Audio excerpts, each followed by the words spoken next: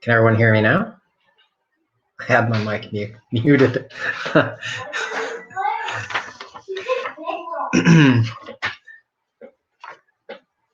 Hi, everybody.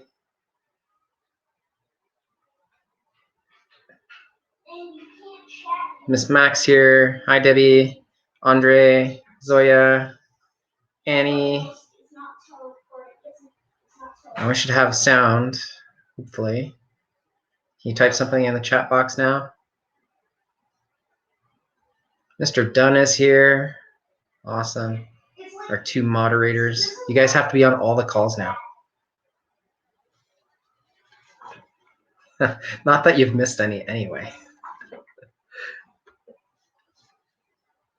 So just first things first, I had an email come in from a parent letting me know that we had the time incorrect on today's 5 p.m. class. It said 5 a.m.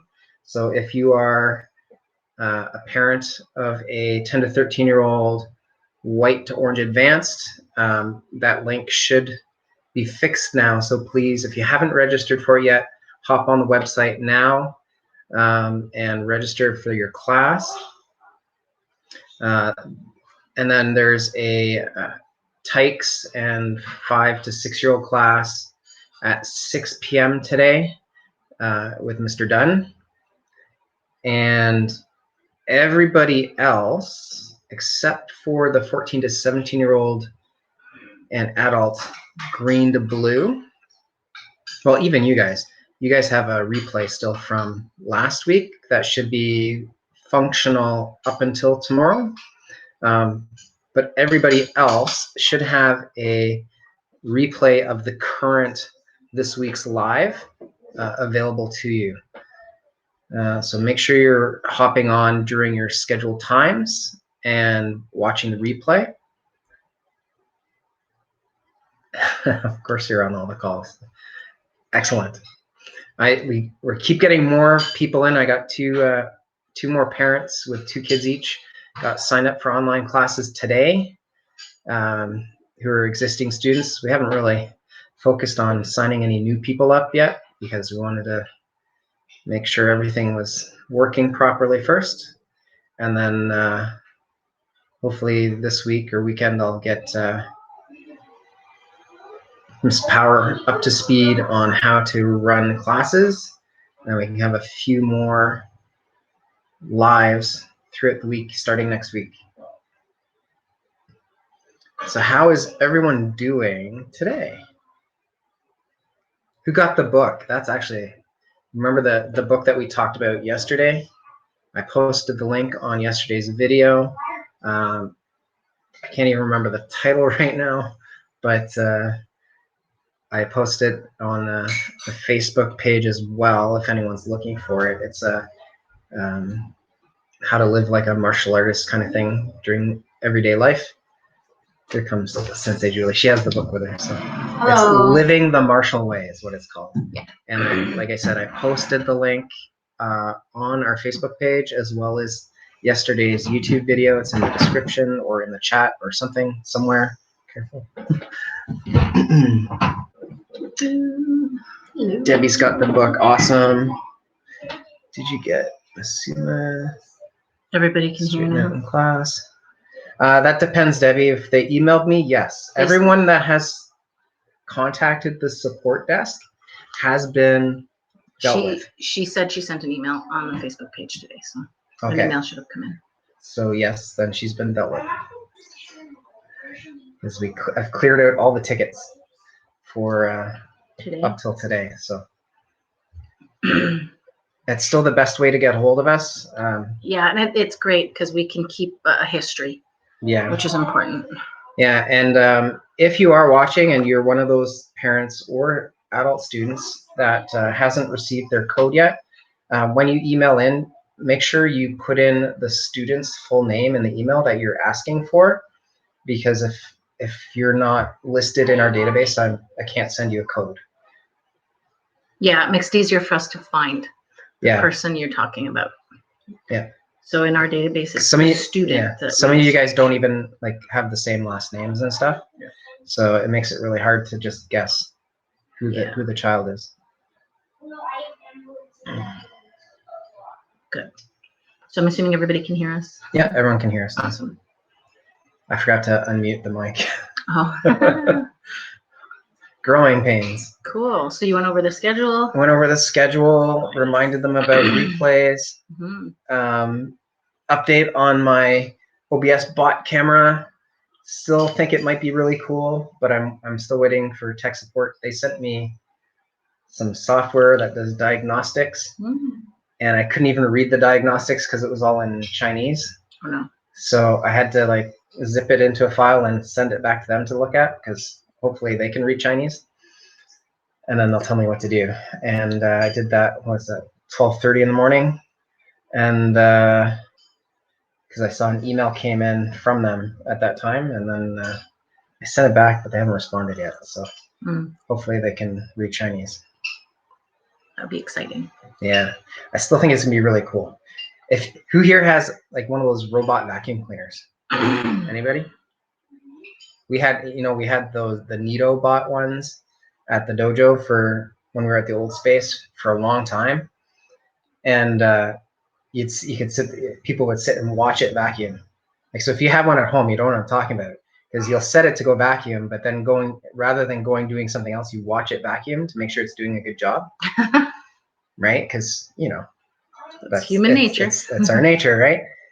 Well, it's like the same thing with this camera, because you turn it on and then it follows you around like as if there was like a little camera person there that zooms in, zooms out, and pans and tilts and does all that stuff. Sounds too good to be true to me. Yeah. So I'm thinking I might take it with me today to the dojo, just because it works all on its own as a video recorder. Just to see how it works. I might try it. So Greg had one, it died. Zoya has one, and they named him Jeremy. Cool. So what kind did you guys get? Because I need to get a new one. I had 2 of the original Neato bots when they were back on the Kickstarter. Hey, Pranav. And they lasted like 5 years without needing replacing. It was awesome. And then when they finally died, it's not even like they stopped working. They just sort of went crazy and decided they go out for a little bit and then be like, I'm done, and go home. They were aging. They got aged. So we were looking at the Roomba, because that's like the name brand, but they're kind of expensive. Yeah. And then I saw there's a new Kickstarter. Well, it's not Kickstarter. It's one of those other. It's like Kickstarter, but they do the same thing. And it's got like the bin is like 3 times the size, and it could do 2,000 the entire dojo in one charge. So a discount version from the US. Okay. Okay. So not Neato or Roomba. Not Neato kicks Roomba's butt in every test that they do. That's why we ended up getting it. Sometimes it's worth buying a non-discounted version. Sometimes. Not always. But. Yeah. But they had, yeah. So Greg had the off-brand. Who is the one? Zoya. What kind did you guys get? She's running to find out. Oh, you got the Roomba? She got the Roomba.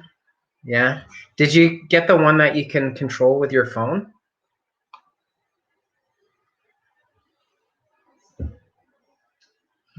Because that was the big difference with Roomba when Roomba first came out versus the Neato. Is the Neato you could program to go out and clean on its own. Yes, you should train the kids from now. Oliver would be great. Yeah. Oliver follows instructions really well, at least for me. Yeah. And Miss Bauer, I think she would attest to that. And he's at the perfect age when we talk about, the stages of mental development, between the 4 to like 7, the kids still are in a pleasing mode. Mm-hmm. So that's when you get most cleaning help done. Yeah. Because they want to impress you. Mm-hmm. After that, maybe not. Yeah, you get about a 50-50 chance. Yeah. Speaking of development, So just a reminder for everyone. I don't know if Sam is on here. I didn't see her. I haven't seen her for a little while. Yeah, hopefully she's okay. She's bored of us. The mat chats. So the character development mat chats that I was doing are only going to be on Saturdays now. Saturdays at 1 p.m. Okay, I'm not doing the Wednesday night ones anymore, just because it was conflicting with too many other obligations. So I'm not sure which one we're talking about this Saturday, but we'll see. If you guys have any suggestions, feel free to add them in the comments. So we usually pick a word that's martial arts related, like honor, integrity, loyalty, all the character development, all that kind of stuff, right? If you have one that you want to work, then let us know.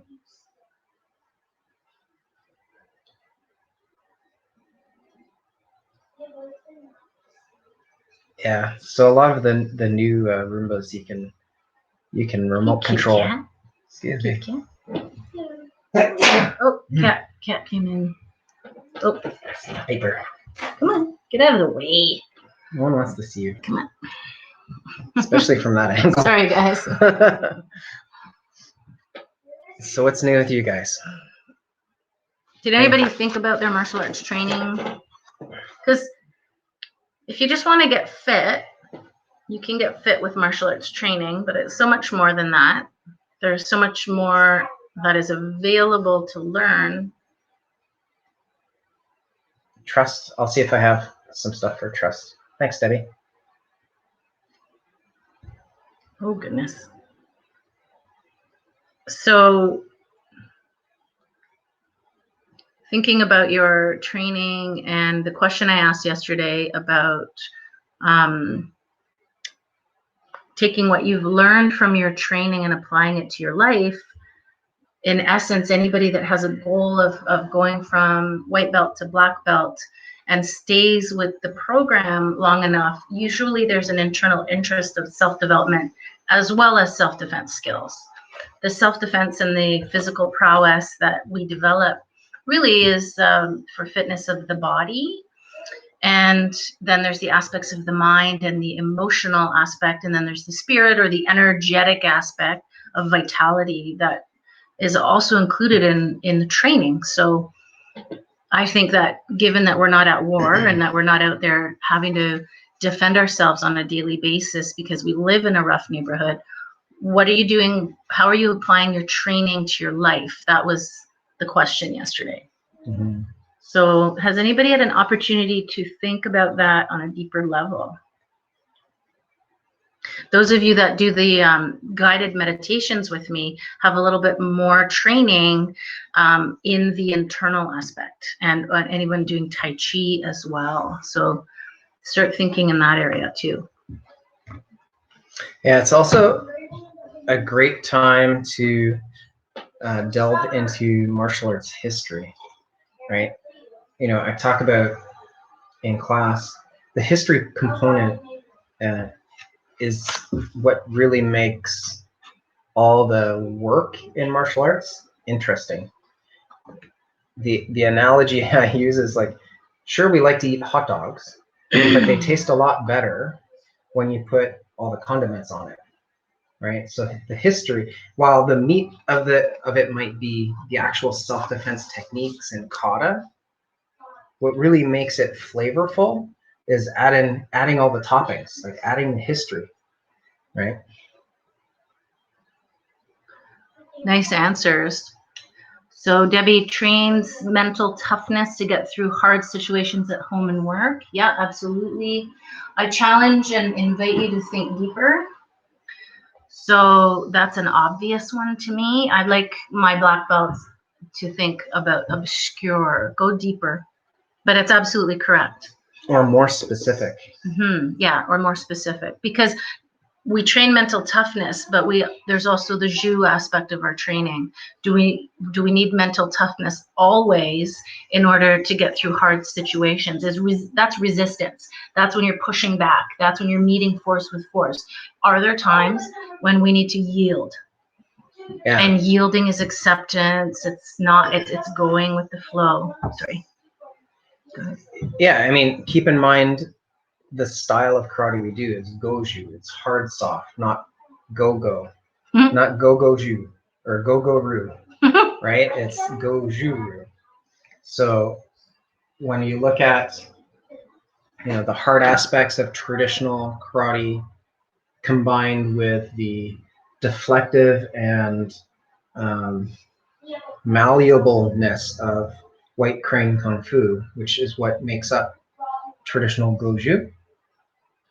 Right? How does that apply to your mental well-being and how you're doing outside the dojo? Yeah, very good. So Zoya, learning to live in the moment instead of lost in thoughts of the future. Absolutely excellent.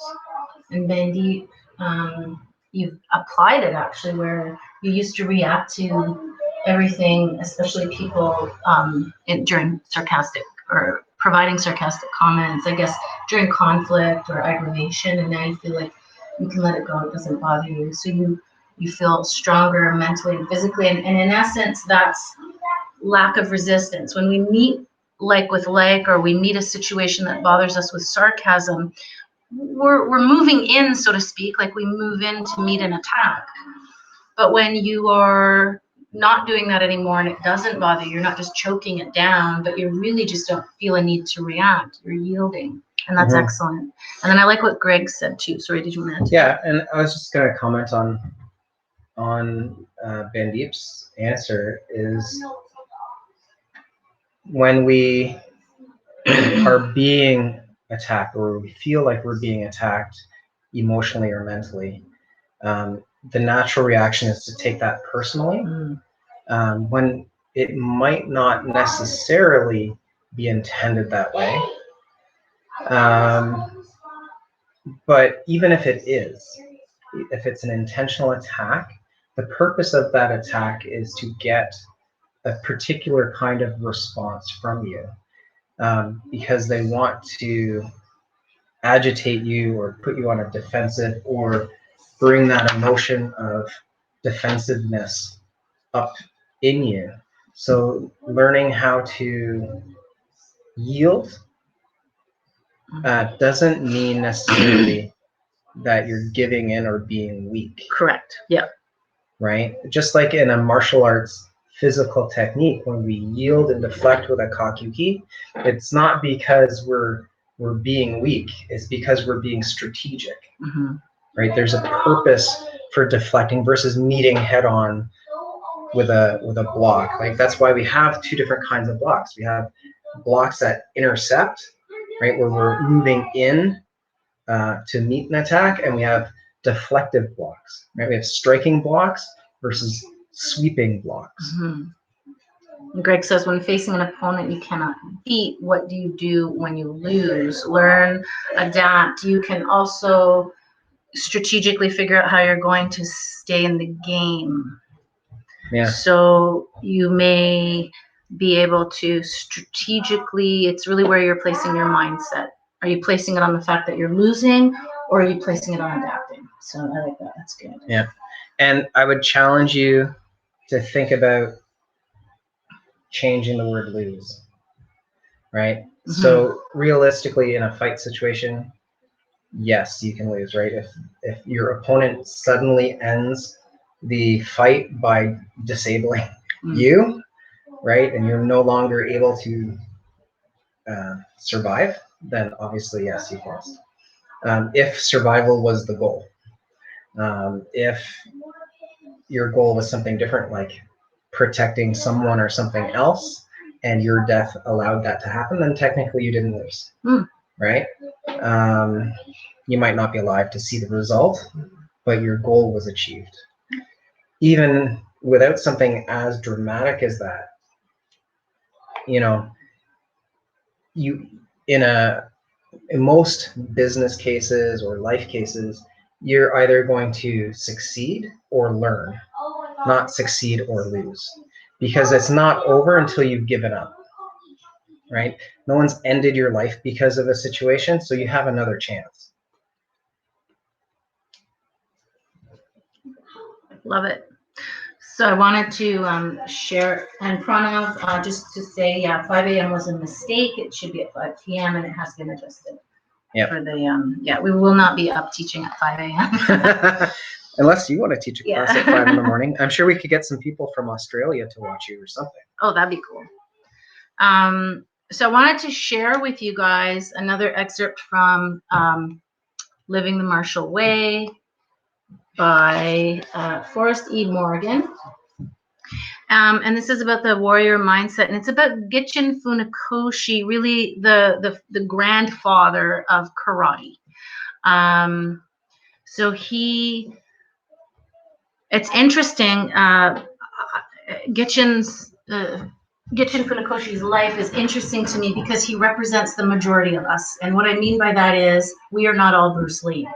So we are not all Chuck Norris. We are not all those imagined and fantasized about martial arts heroes, but we are all still heroes. Even Bruce Lee and Chuck Norris weren't necessarily Bruce Lee and Chuck Norris as we perceive them now. Right. Right. It's all conceptualized fantasy and mindset. However, as a sensei, and I'm sure Sensei S can, probably agree with me.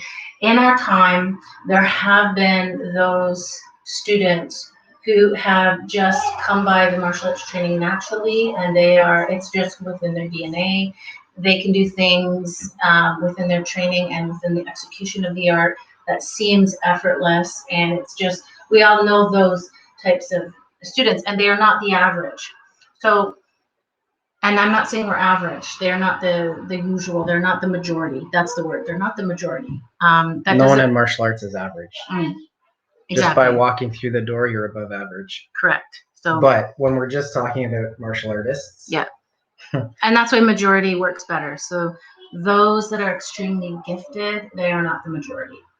Gichin Funakoshi fits into that, and I just want to read to you about him a little bit. So it's about the warrior mindset, and it says Funakoshi was karate's greatest modern master. He was the man who raised the art from its obscure roots in Okinawa to public attention in Japan and eventually the world. As a result, more people are familiar with his name than any other in the history of karate. Although Funakoshi was a great karate master, the source of his greatness and fame was not his physical prowess. Certainly, having devoted his life to the practice of karate, he commanded all the strength, speed, and technical skill associated with the art's mastery, just like those of us that train and get to black belt and beyond. But he had contemporaries who were stronger, faster, and perhaps even more skillful than he. No, at barely 5 feet tall, Funakoshi was never destined to be a great champion in any physical arena. The source of Funakoshi's greatness was his unwavering devotion to the training principles, ethics, and lifestyle that embody the martial way. Gichin Funakoshi was a 20th century anachronism. So don't look that up. It just means he was ahead of his time. Born in 1868 into a noble family of Shuri, Okinawa, he grew up amidst the turmoil of Japan's emergence from feudalism. He and his family were Shizoku, descendants of a long line of samurai. This was a turbulent time for Japan and Okinawa. The last shogun had been removed from power the year of Funakoshi's birth, and the young lad witnessed firsthand the dissolution of the warrior class. He saw the special privileges members of his caste or class had previously enjoyed disappear. And there's more, but I just wanted to point out how interesting it is and how relatable it is that somebody like him could have propagated where we are today. Without him, we wouldn't be here. Yeah. And when you think about even that section that she just read, you think about the time in which he was born, where all those privileges were being stripped from the samurai class, and compare that to what we're going through now, knowing that the situation that we are in now will end at some point. We don't know exactly when, versus what he did in a time knowing that that was never coming back, right? And how he persevered through that and still became what he became. Yeah, and it goes on to say, actually, which was interesting, about him. He was the embodiment of living the martial way, living the lifestyle, as we're talking about. And I just want to read to you the opposite. So somebody that's coming into the training who isn't yet convinced that maybe this is a lifestyle for them, and that's okay. It doesn't have to become that either. It can be a hobby, and there's no judgment on that. There's just two different approaches. So people that are not really thinking of it as a lifestyle are going to be those, and he quotes these things: I do karate on Tuesdays and Thursdays. Other nights I bowl and play cards. That's a hobby. I hate kata. It's boring and it doesn't have any basis in reality. After all, you can't do kata on someone who attacks you. Again, not really understanding the deeper elements of the style and why we train. Next is your class was okay, but I'm practicing with someone else now. He took second place in the Florida Nationals, so he's got to be good, right? So there's that aspect too, is not understanding the leadership and the depth of understanding of the instructor or the teacher. And you spend so much time on basics and forms. I want to learn the nitty-gritty, down and dirty way of fighting. So in our time, we've seen lots of these people come and go in our school. And again, it's okay, right? A season, a reason, or a lifetime. But we just thought we would introduce, for those of you that keep coming out to this 3:30 meeting consistently every day, missing the odd one here and there, you guys are doing it for a reason. There's something deep down inside that's speaking to you guys. It takes a lot of commitment to just show up. Yeah. All right, guys. So we do need to sign off. We did a little bit more of the talking today. We have one more minute to give them. Okay, we have 1 minute. Go. Oh, there's a delay. It is now 4 o'clock.